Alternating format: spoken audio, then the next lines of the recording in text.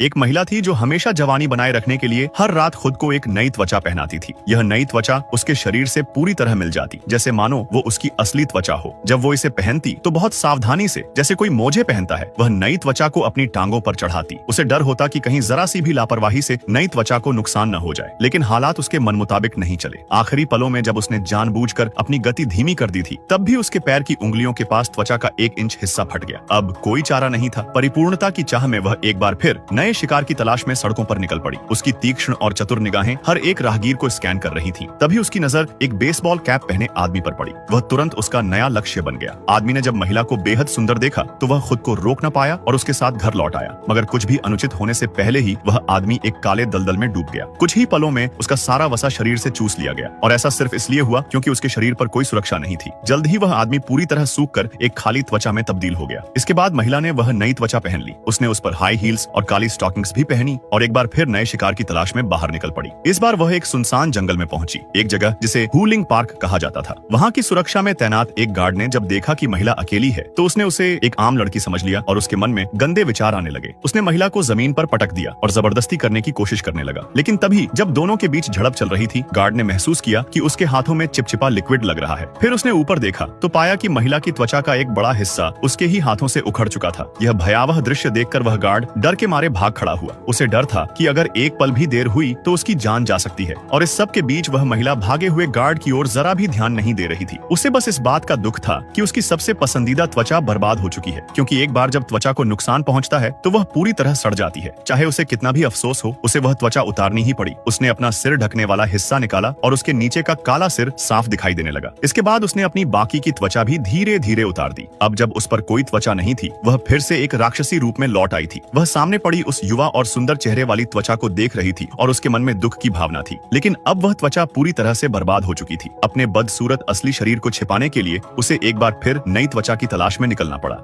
गंजा आदमी जैसे ही लड़की के साथ जबरदस्ती करने की कोशिश करता है, उसके हाथों में एक चिपचिपा पदार्थ लग जाता है। तभी उसे एहसास होता है कि यह लड़की कोई खूंखार राक्षसी है जो इंसानों की चमड़ी पहनकर उनके जैसे दिखने की कोशिश कर रही है। यह सच्चाई जानकर गंजा आदमी तुरंत वहां से भाग जाता है। फिर भी इंसानों की खाल उतारकर पहनने वाली उस राक्षसी ने उसे कुछ नहीं कहा, क्योंकि गंजे आदमी ने उसके अब तक के सबसे अच्छे और पसंदीदा चमड़े को खराब कर दिया था। इस नुकसान से वह राक्षसी शोक में डूब जाती है। वह धीरे धीरे उस इंसानी चमड़ी को अपने शरीर से उतारती है और मायूसी भरी निगाहों से उसे देखने लगती है, मानो उसका पूरा संसार उजड़ गया हो। दरअसल इस राक्षसी को उस चमड़े से इतना लगाव हो गया था कि वह उसके बिना जीना ही नहीं चाहती थी। ऊपर से उसका अपना शरीर भी पूरी तरह से सड़ चुका था, बिल्कुल एक सड़े हुए मृत शरीर की तरह। इसलिए वह जंगल में शांति और उदासी के साथ चुपचाप बैठी रहती है। तभी गंजा आदमी फिर से वापस आता है और उसके ऊपर पेट्रोल छिड़क देता है और बिना कोई देर किए उसे जंगल में ही आग लगा देता है। कुछ ही पलों में राक्षसी आग की लपटों में गिर जाती है और बिना कुछ बोले शांति से जलकर हमेशा के लिए खत्म हो जाती है।